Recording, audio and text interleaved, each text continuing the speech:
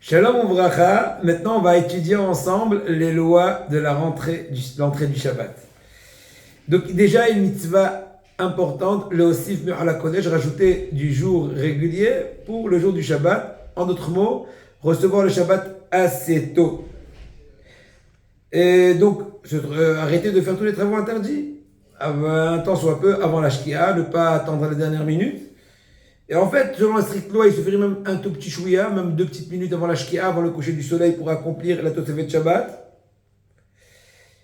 Et dans tous les cas, il faut être rigoureux, faire attention, en un mot, de ne pas trop se rapprocher de la Shkia, étant donné que, primo, on l'a déjà dit, le calendrier ne sont pas toujours, selon tous les avis, à la minute près. Notre montre n'est pas toujours, très précise. Donc il ne faut pas trop se rapprocher plus de 100 minutes avant la Shkia. Comme ça, on veut couvrir tous les risques de faille. Pour les femmes sfarades qui ne reçoivent pas à la fin de l'allumage, elles ne reçoivent pas automatiquement le Shabbat, eh bien, il faut qu'elles soient d'abord, c'est bien qu'elles disent expressément à la fin de l'allumage, j'accepte sur moi le Shabbat. Selon le Ashkenaz, que l'habitude est automatiquement à la fin de l'allumage, reçoit le Shabbat, c'est comme si qu'elle a exprimé.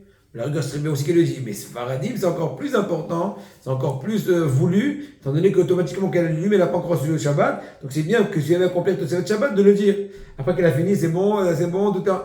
Areni, mekabelet, alayt Shabbat. On sait très bien aussi que le dibour, il est mashpia beaucoup, la parole. C'est pour ça aussi, même dans les préparations de Shabbat, moi j'ai l'habitude de dire toujours, avant de me mettre à fond à la cuisine, de dire, alahnou, mekavnim, lachin, akol, ichvot, Shabbat Kodesh, et je peux vous dire, ça sera beaucoup plus bon. Voilà, ça c'est un premier point important.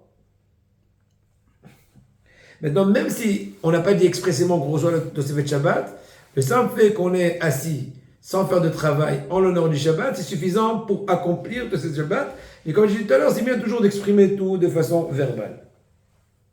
C'est bien de commencer la tfila de Minha du vendredi après-midi avant l'entrée du Shabbat, au moins 25 minutes avant la Shkia, afin de finir Minha quelques minutes avant la Shkia, pour pouvoir accomplir l'acceptation du Shabbat, soit Bo'ikala, ou etc., avant la tombée de la nuit, avant la Shkia, avant le Ben Shabbat, avant le coucher du soleil. Déjà, on rentre dans la zone qui est douteuse, que c'est jour ou la nuit, etc., pour pouvoir accepter ça.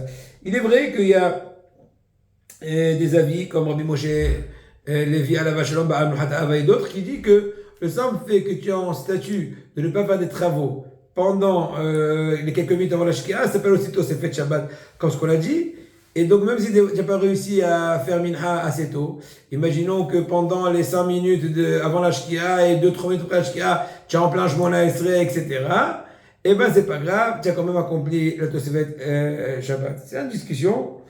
Et il discute là-bas, je crois, avec Rav Mazouz, Shalita et Bedahim Tovim. Maintenant, quel est le moment dans lequel on peut rajouter le Shabbat?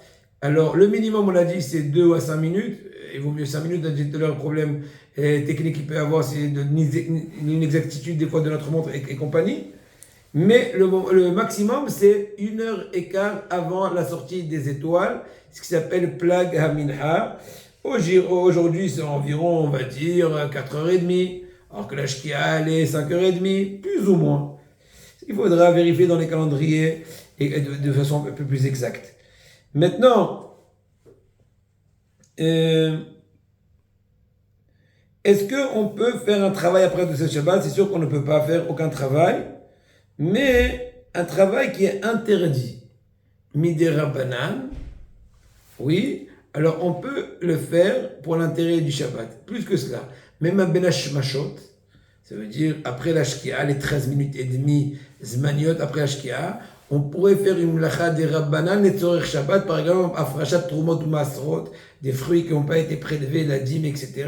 On peut le faire. Mais qu'en général, prélever la dîme, c'est une interdiction, mais des Rabbanan, parce que ça a l'air de réparer les fruits, et réparer, c'est interdit le Shabbat, mais puisque c'est dans la zone qui est Safek Yom, Safek Laïla, et c'est un issur des Rabbanan, pour l'intérêt d'une mitzvah, on serait plus tolérant.